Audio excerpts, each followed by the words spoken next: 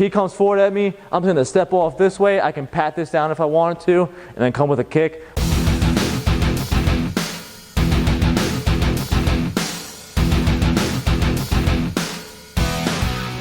Hi Sean, my name is Peter Bellanova. My question to you is about a specific technique.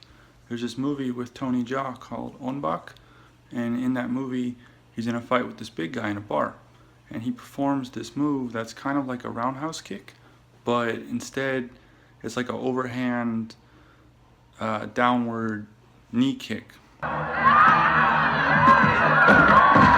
he lands it on the guy's head, and it's some kind of high kick. So I was wondering, is that a real Muay Thai technique? And if so, how do we learn that one? Because it looks pretty cool. Thank you.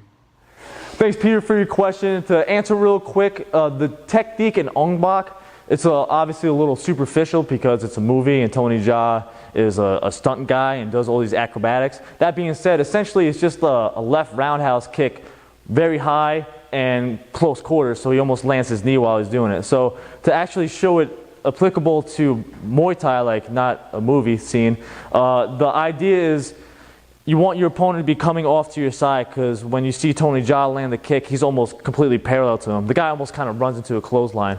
So in order to simulate that, if my opponent is moving forward, which Chris often is, I'm just going to kind of guide him this way, and as he does that, I'm going to step off and then come with a kick, okay? So if he comes forward at me, I'm going to step off this way. I can pat this down if I wanted to, and then come with a kick. I'm not as flexible as Tony Jaa, as you can see, but if I'm really close as I do it, he comes in, I can throw this kick and end up landing it with my knee or my shin, depending on the positioning of it all. So hopefully that answers your question, but generally speaking, it's just a fancy looking left roundhouse kick where he's able to dip his head down and get really high with his shin.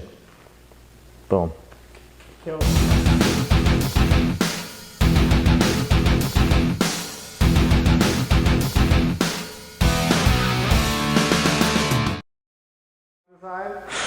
If you're a fucking duck-footed retard.